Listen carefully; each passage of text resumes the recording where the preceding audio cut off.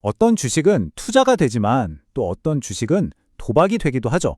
오늘 저희가 분석해볼 뉴스케일 파워, 티커 SMR은 바로 그 아슬아슬한 경계에 서 있는 기업입니다. 누구는 인류의 미래를 책임질 에너지 혁명이라고 극찬하고 또 다른 누구는 실체도 없는 거품이라고 폄하하는데요. 과연 진실은 무엇일지 오늘 그 논란의 한가운데로 들어가 보겠습니다. 박사님 나오 계시죠? 네, 안녕하십니까? 와, 박사님, 시작부터 아주 강력한 걸 들고 나오셨네요. 이 차트 좀 보세요. 1년 사이에 주가가 11달러에서 57달러까지 무려 5배로 넘게 뛰었다가 다시 내려왔어요. 이건 뭐 정상적인 움직임이라고 보긴 어렵죠? 도대체 이 기업에 무슨 일이 벌어지고 있는 겁니까? 네, 진행자님 말씀대로 이건 평범한 주식의 흐름이 아닙니다. 오늘 저희 분석은 바로 이 질문, 무엇이 이 주식을 이토록 격렬하게 흔들고 있는가에서부터 시작하겠습니다. 그래서 오늘 이 혼란스러운 정보의 파도 속에서 진짜 진주를 건져내기 위해 총 4단계에 걸쳐 뉴스케일을 완벽하게 해부해 보겠습니다. 첫째, 지금 보신 주가 롤러코스터의 근본적인 원인을 파헤치고요. 둘째, 그래서 실제로 돈은 벌고 있는지 회사의 속사정을 재무제표를 통해 들여다보겠습니다. 셋째, 이 회사만이 가진 강력한 무기와 동시에 치명적인 약점은 무엇인지 분석하고 마지막으로 이 모든 정보를 동합해서 우리가 마주하게 될 3가지 미래 시나리오를 구체적으로 그려보겠습니다. 좋습니다. 그럼 첫 번째 섹션부터 바로 시작해보죠. 박사님, 도대체 왜 이렇게 주가가 널뛰기를 하는 겁니까? 그 원인을 알려면 먼저 이 모든 논란의 핵심인 SMR이 무엇인지부터 알아야 합니다. 아, SMR. 하도 많이 들어서 익숙하긴 한데 이게 정확히 뭐죠? 초등학생도 알아들을 수 있게 한번 설명 부탁드립니다. 네, 아주 좋은 질문입니다. SMR, 소형 모듈 원자로라는 말인데요. 어렵게 생각하실 거 전혀 없습니다. 우리가 알던 거대한 원자력 발전소를 마치 레고 블록처럼 작고 규격화해서 여러 개 만들 수 있게 만든 차세대 기술이라고 보시면 됩니다. 뉴스케일은 바로 이 77메가와트짜리 에너지 레고를 만드는 회사인 셈이죠. 아하, 레고 블록이요. 비유가 귀에 쏙쏙 들어오네요. 그런데 이 레고 블록을 두고 왜 이렇게 시장이 싸우는 건가요? 바로 그게 핵심입니다. 지금 시장은 이 SMR을 두고 말 그대로 전쟁을 벌이고 있습니다. 여기 자료를 보시면 한쪽에서는 황소, 즉 강세론자들이 정부가 규제를 풀고 팍팍 밀어준다더라. 이게 바로 미래 에너지다. 이런 뉴스에 열광하면서 주가를 끌어올리고 있습니다. 반대편의 곰, 즉 약세론자들은 아주 냉정하죠. 꿈 깨셔, 현실을 좀 봐. 프로젝트는 계속 지연되고 있잖아. 라면서 UBS 같은 대형 투자은행이 목표 주가를 그냥 반토막 내버리는 겁니다. 바로 이 거대한 꿈과 차가운 현실의 정면 충돌이 주가를 미친 듯이 흔드는 진짜 이유입니다. 알겠습니다. 그러니까 기대감과 우려가 팽팽하게 맞서고 있다는 말씀이시군요. 그런데 말이죠, 박사님, 미래가 어떻고 기술이 어떻고 다 좋은데요. 그래서 가장 근본적인 질문이 남지 않습니까? 그래서 이 회사 지금 돈은 벌고 있습니까? 이제 뉴스 헤드라인 뒤에 숨겨진 회사의 진짜 속살, 재무제표를 한번 까볼 시간입니다. 네, 바로 그 질문을 기다렸습니다. 온갖 장밋빛 전망에 쏟아져 나오지만 결국 기업의 가치는 실적, 즉 숫자로 증명되는 거 아니겠습니까?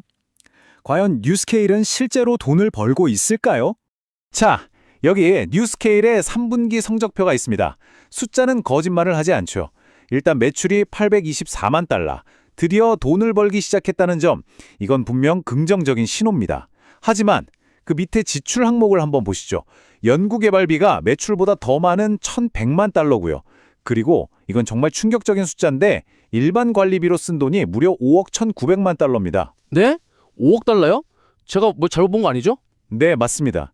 그래서 최종 성적표는 보시는 것처럼 마이너스 5억 3,200만 달러. 어마어마한 적자입니다. 아니, 잠깐만요, 박사님. 관리비로 5억 달러를 썼다는 게 상식적으로 이해가 안 되는데요. 직원들 월급을 다 금으로 줬나요? 회사 돈을 다 어디다 쓴 겁니까? 네, 그럴 만한 반응이십니다. 그래서 저희가 공시자료를 샅샅이 뜯어봤더니 범인은 바로 일회성 비용이었습니다. 파트너사와 약속했던 중요한 사업 목표, 즉 마일스톤을 달성하면서 그 대가로 4억 9,500만 달러를 지급한 겁니다. 이건 돈이 줄줄 샌 게 아니라 미래 사업을 위한 중요한 관문을 통과하기 위해 지불한 일종의 통행료 같은 전략적인 비용이었다고 해석하는 것이 정확합니다. 아, 전략적인 비용이라.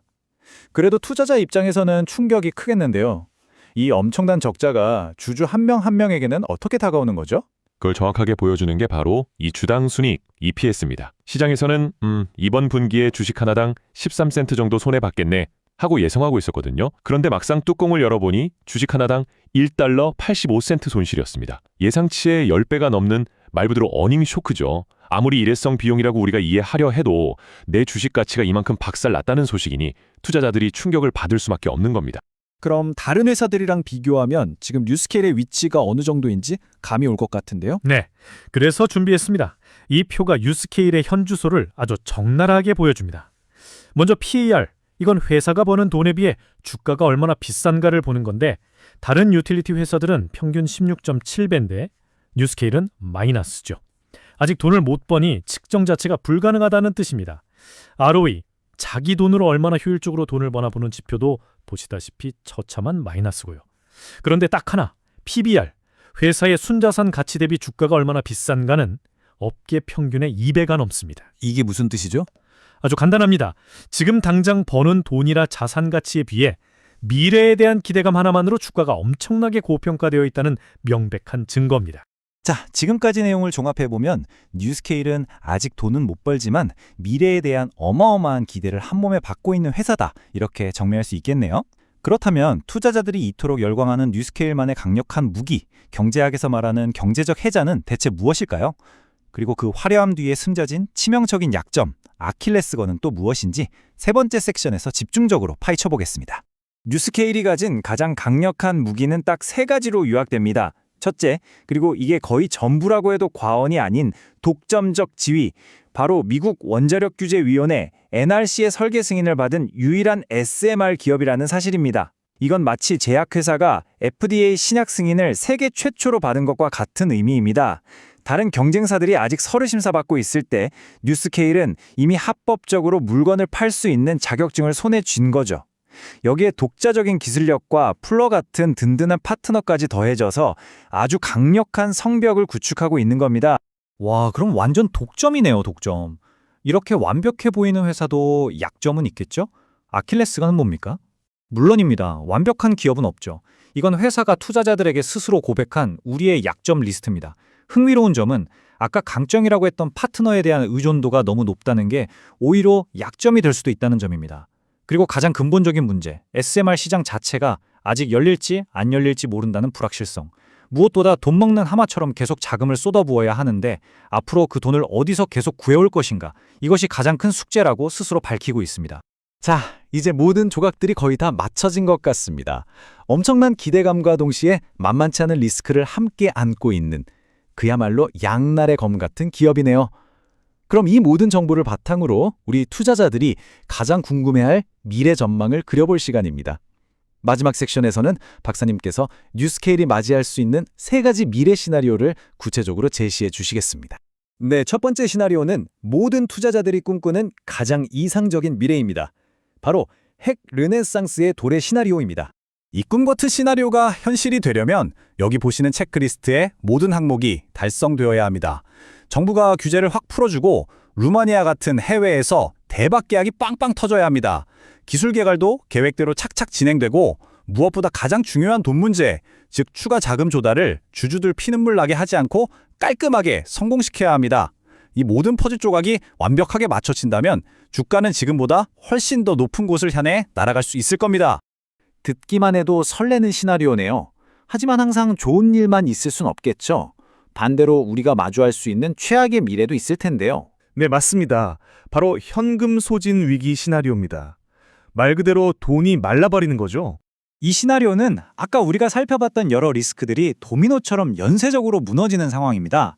굳게 밀었던 해외 프로젝트가 엎어지고 돈줄은 막히고 정책 지원마저 끊기는 거죠.